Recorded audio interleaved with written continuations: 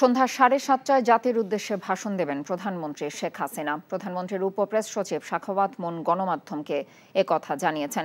Bangladesh television সহ বেসরকারি television চ্যানেলগুলো এই ভাষণ সরাসরি প্রচার করার কথা রয়েছে। কোটা বিরোধী আন্দোলন নিয়ে উদ্ভূত পরিস্থিতিতে প্রধানমন্ত্রী তার ভাষণে সরকারের অবস্থান ব্যাখ্যা করবেন বলে ধারণা করা হচ্ছে।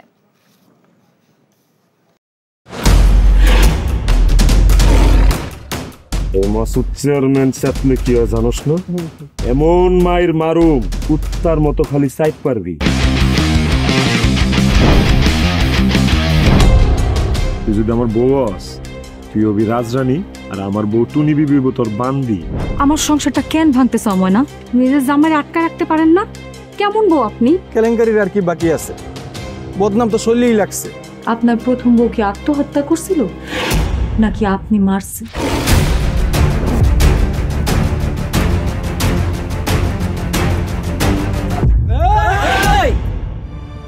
ময়না তো পালাইতে চায় না। ওরে পালাইতে হইবই।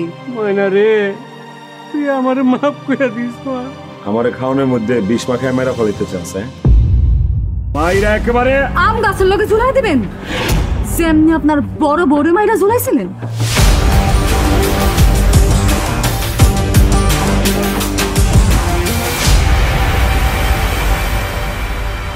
এখন জন্ম সনদ দিয়ে খোলো বিকাশ স্টুডেন্ট অ্যাকাউন্ট।